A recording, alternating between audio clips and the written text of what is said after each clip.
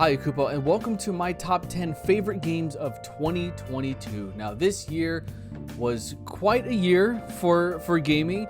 I will say that in my opinion, it wasn't exactly the best, but it was way better than the previous year. I feel like we got nothing.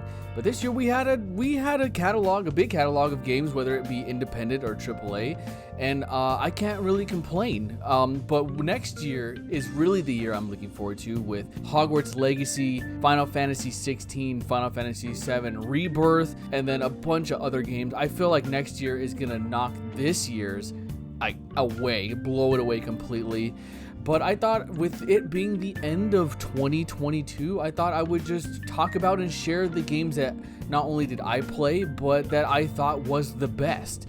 So let's get started. Stray, the kitty game. It was really fun. I liked it. The cat, I forgot, I think I named him Gerald. So cute. The world was, I was curious.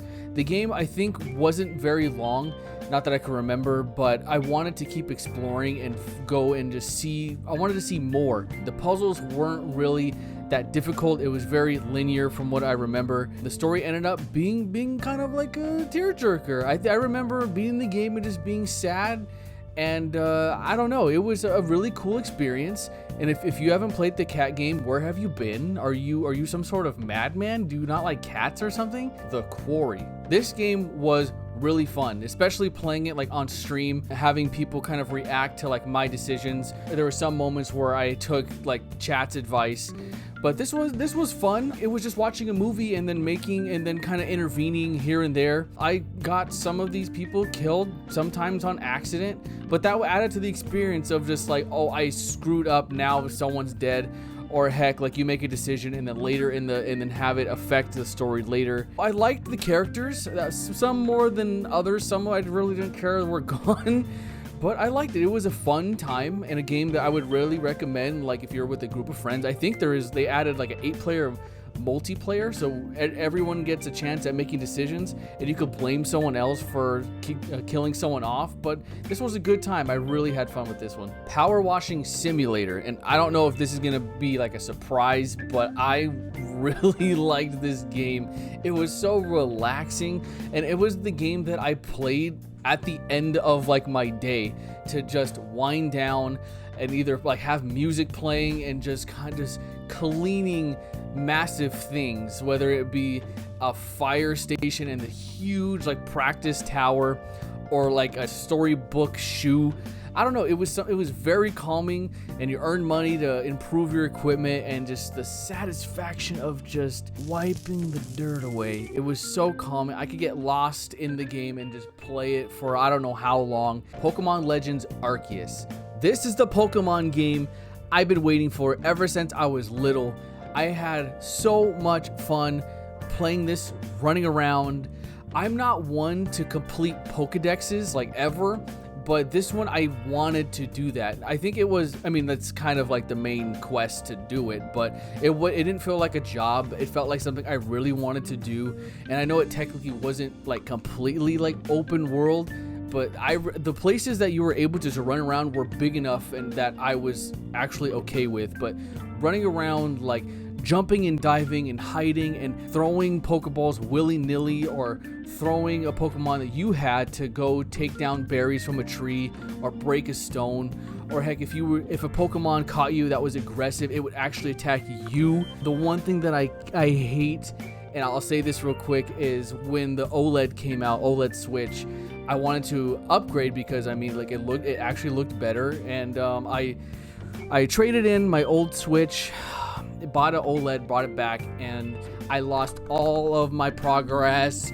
Not only in this, but all my Switch games, I lost progress. I lost so many hours to this. I haven't had the strength to go back and restart this whole thing, but I really love this game. Sonic Frontiers. This game is one of the most epic games I've played. This game has no business being this epic. The music just gets me in a groove. It's a whole vibe, whether it being like in the actual stages, to like the hard rock of like the bosses. At the time I'm recording this, I'm still playing this. I think I'm like 16, 18 hours into this, but this was definitely making it to my list of favorite games. I am a fan of Sonic. He's been mistreated all these years, and to see him be deserved the way that he should, especially in a game like this, to where you can just run around, you gather enough rings, and then you're able to just fly. He's literally the blue Blur, and this was so fun to play. Metal Hellslinger. This game was awesome. It was epic. To take a game like Doom that has like heavy metal music kind of like associated with Doom, but to have it as a mechanic to where you do more damage if you're on beat with the song, that was such a cool idea. I really liked it. I just want to own the soundtrack and just blare it in my ears. It was so good. And then to have Serge Tankian play the song in the final boss battle, it surprised me, but then it was not a surprise. Of course he would be in the game. Scorn surprised me. I know a lot of people didn't really care for this game, and I heard that they spent a lot of time making it. I could tell they put so much work because the world is so like gross, but yet like so beautiful and fascinating. And the fact that it's one of those games where it just starts, no backstory, you don't know who you are, you don't know where you are or why you're there. It gives you nothing. I don't remember if there's not like documents or terminals that tell you about the world. There's absolutely nothing. It didn't even tell me the controls. I remember I was stuck on the one part for maybe 45 minutes, and if I would have just looked at the controls, I would have been out there. I am actually thankful because I thought this was a first-person shooter like Doom and that fast pace.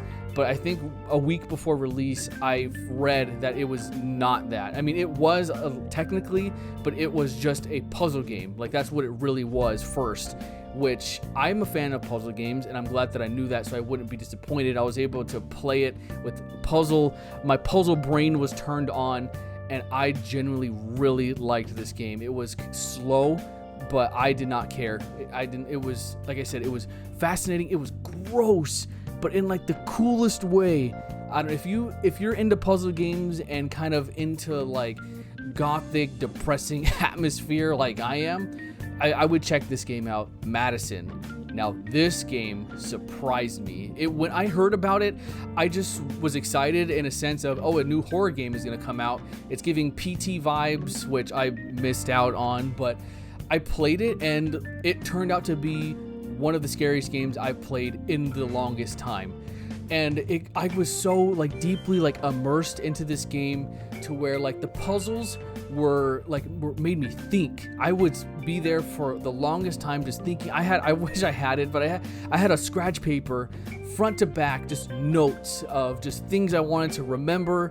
Or there was one puzzle that involved like math and stuff like that, and I was really into it. And then the jump scares got me every single time. I was paranoid, my heart was racing, I was sweating, and I think it gave me the biggest jump scare I've ever had like recorded. But I think Madison is a game that people are going to talk about for a long time. And if you're looking for a really scary game, I would recommend Madison to anybody. A crazy, depressing, sad story with just like, this game is awesome. I really recommend it if you're looking for a good scary game. Crisis Core Final Fantasy VII Reunion. This game is fantastic, and I also wanted to let you guys know that this is a late entry. I just beat this game a couple days ago, and I recorded everything else like weeks ago. And I was actually unsure to even add this, but I'm so glad I did. This game is awesome. Zack is such a lovable character, and one thing that I liked is that going to familiar places from the original 7 and just seeing it in a new light or with the beautiful graphics, and then having the main character be Zack, but the game really be about an origin story of Sephiroth and Cloud, and even where the Buster Sword came from. The combat was so fun. It was smooth. The side quests were so easy. It was like having like bite-sized candy instead of like a whole bar. It was, you got in, you got out, and then you felt accomplished. It was so cool. I really enjoyed this game. If you are a fan of Final Fantasy or the Final Fantasy VII story, if you're into the remake, I mean, there's no reason why you shouldn't play this to get the whole story, but just by itself, it's a really good game. Now, before we get to my favorite game of 2022, I thought I would share all the other games that I played this year that didn't make the cut. So here we go. Kirby and the Forgotten Land. This game was actually my number 10 until Crisis Core came along, but this game is so much fun. It's adorable. It's got Kirby. I mean, what else can you want? It's got him with a mouthful of everything. The levels are silly. They're creative, though. When I wanted to play a game but didn't really want to try so hard, this is what I went to. Kirby games, in my opinion, are very easy because I guess they're kids games. But I mean, it's adorable. You gotta play if you have a Switch. Pokemon Scarlet. Now this game came out, I think, like a week ago, and this game is disappointing. It is broken, it is glitchy, and it is steps back from Pokemon Arceus. They put their love and their soul into Arceus. This one, they did not care. The way you can't like willy-nilly throw your Pokeball out and like take something off of trees or break materials, or you're not really in danger when there's Pokemon around. It goes back to the formula of you have to engage in battle to catch Pokemon to do really like anything when it comes with Pokemon. But this one hurt. Vampire Masquerade Blood Hunt. This game was fun for a day. I didn't play it for an entire day, but it was fine. I'm into vampire stuff. I don't really care about battle royals, but this one, it sucked. The maps were too small, which led to lots of annoying third partying, and it got old so quick. Lawnmower Simulator, and going and playing like Power Washing Simulator and thinking, oh, okay, well, let's try this one. Let's see if it's any good. And it was not. Hearing water is so much more relaxing and better to hear than a loud lawn mowing motor, as for one, but it wasn't as satisfying. It just wasn't as fun. It didn't relax me. Even listening to music over it wasn't helping. That I would rather wash away dirt than mow a lawn. Hooked on You. I mean, this game did its job. I mean, it was dumb. Not the best visual novel I've ever seen, but it wasn't supposed to, which I understood that. It was silly. I had a lot of laughs. I was thirsting for everyone except Wraith. Moonscars. This one was disappointing. It looked so cool. It was up my alley with it being kind of like 16-bit or 32-bit graphics, kind of like Castlevania Symphony of the Night. It was dark, but I was so lost. I felt like it expected me to know the lore, who everyone was, because it was just saying names willy-nilly, and I was just like, I don't know what's going on. I'm so lost. And then I wasn't expecting it to be like Dark Souls, and the point, I died so many times. I wasn't thinking it was going to be hard, because Symphony of the Night isn't hard, but I don't know, I was just dying so much. I was getting out of it. I was just like, by the time I finished playing, I was just like, I'm done playing this one. It's not even worth it. Nintendo Switch Sports. This game is fun. I much prefer Wii Sports. I mean, all I really play on this was the bowling, or heck, even maybe the tennis. But the bowling felt more rewarding. It felt more fun. When I get a strike or a spare in this one, there's someone just whispering in my ear, "Spear, strike, spear." In the other one, it felt like, wow, you got a spare. Wow, good job. You're amazing. But this one, I mean, it's cute, but I mean, I would much rather play Wii Sports, is what I'm saying. Stranger of Paradise, Final Fantasy Origins. This game was also kind of disappointing.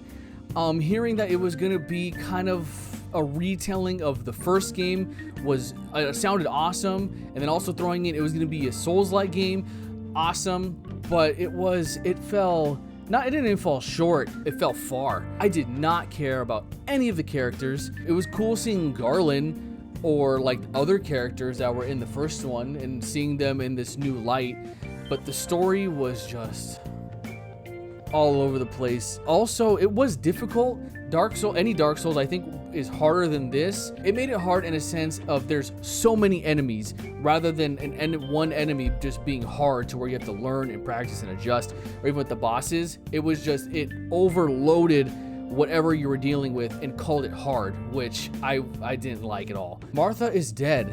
This game was disappointing. I was expecting it to be like, kind of like what I thought about Madison. It was gonna be like the next scary game of the year or something like that, and then it was so boring. It was so boring. There was parts that were like shocking or gruesome, but that doesn't mean it's scary. It doesn't mean it's scary just because there was a part where you actually had to like cut someone's like face off. Yeah, that was gross, but that doesn't make the game scary. Then it got into like some very like triggering topics, which I mean it does what it's supposed to do. It's supposed to make you feel a certain way, but that didn't make it scary. There was so much of just walking around and nothing happening. Then it got dark, and then something spooky would happen, and then it would go back into nothing happening. I hear good things about this, but I don't know why. It's boring. MLB The Show 2022. Nothing much to say. Baseball. I'm a fan of baseball. It's fun. Every now and then I would play a game here and there, but it was mainly a game that my brother and I can play, and us being like miles and miles away, it was a game that we could come together and just play. Overwatch 2. Now this one, I don't have much to say either. It's basically the first one, just with an update, except they reworked like other characters that I don't even play, so it didn't really affect me.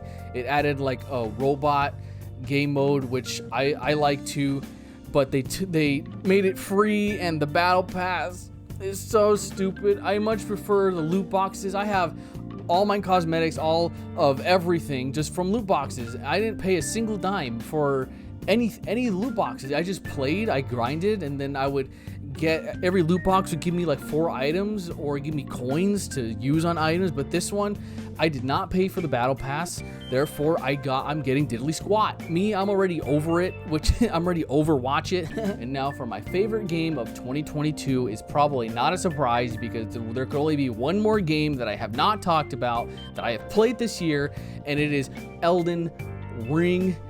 This is one of the greatest games of all time. This is now my second favorite game, my personal second favorite game of all time, one being the original Final Fantasy VII. I don't even think I've ever felt playing a game for the first time and thinking, I'm never going to be able to say I'm playing Elden Ring for the first time. I love this game.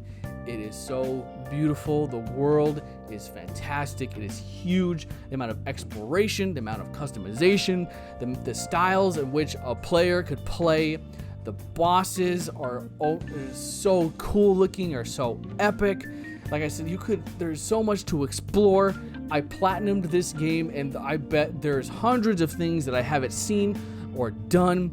I don't even know if I talked about the score, but I'm just gonna ramble on. The score is so beautiful. Everything about this game I love so much. I don't think I've ever been so angry playing a game before, but it was so worth it. It was so worth it. This beating a boss after trying for so long, it was so rewarding. I just got up and just screamed. Or heck, when I beat Radon, or heck, even Millennia, after hours of trying, got up. I'm not one to run out of my seat and like fall to the floor, but I think for Millennia, I've ran, I screamed, I fell to the floor, and I got teary. I got tears were coming down my face. I was so happy. I love this game, and then beating it, it was such an accomplishment. I love this game. It is one of the greatest games of all time, in my opinion.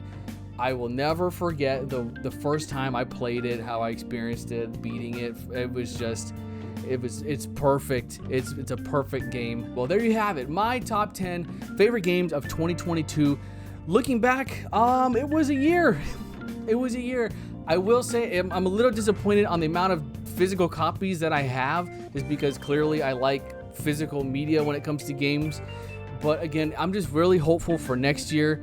I mean, Elden Ring was the best thing that came out of this year in gaming. There's lots of other games that I played that were independent, but they were 30 minutes, 5 minutes long that of course I didn't count. That is all I have for today. I want to thank you guys so much for watching. Be sure to like and subscribe. Join the Discord if you haven't already, and I will see you next time. KupoCola signing off.